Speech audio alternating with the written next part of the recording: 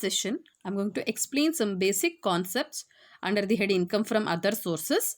I'm Sadhana AG, working as assistant professor in SRS First Grade College, Chitradurga.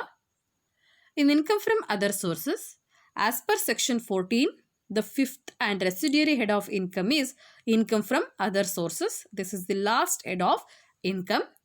As per section 56 subsection 1, every taxable income which does not specifically fall under any of the first four heads. First four heads are income from salary, income from house property, profits and gains of business and profession, and capital gains. So if not specifically fall under these heads, and that income shall fall under the residuary head, that is income from other sources. But in order to fall under this head, there are certain conditions to be satisfied. First is there is an income. Second, it is not exempt from tax under any provision of this act. Next, it cannot be included under any of the preceding four heads of income. These three conditions to be satisfied. There is an income that is not exempt and cannot be included under any preceding heads of income. Next is specific incomes under section 56 subsection 2.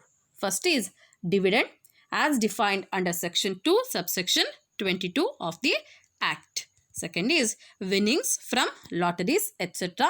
So it includes winning from lotteries, crossword puzzles, races, which includes horse races also, card games, and any other games that is gambling, betting also.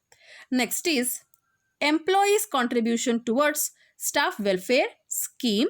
Any fund or sum received by the employer by his employees for staff welfare scheme, it comes under this head. Next is interest on securities. This income received if not chargeable to tax under head profit and gains of business or profession, then interest on securities comes under this head.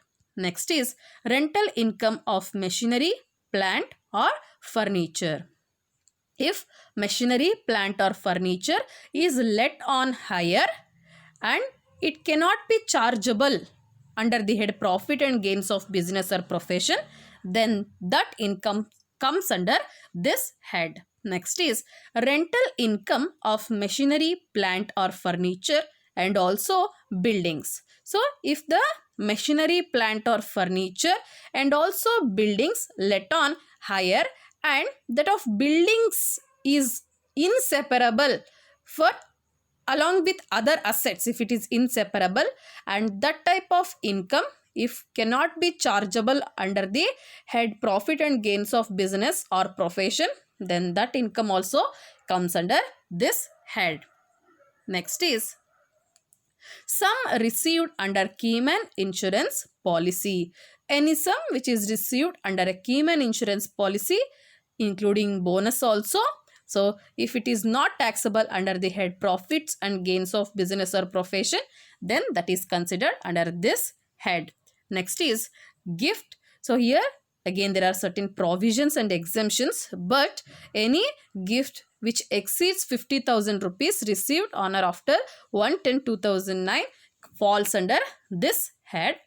Next is advance money received. So this is related to capital asset. So if it is any agreement made and advance money is received to sell a capital asset and if it gets forfeited, okay, then that advance money received is considered, it cannot be considered under capital gains. That is why it is considered under the head income from other sources. These are the specific incomes which are mentioned under section 56 subsection 2. So regarding each and every specific income, there are many provisions which need to be considered. So those provisions I am going to explain in the next session. I hope you have understood.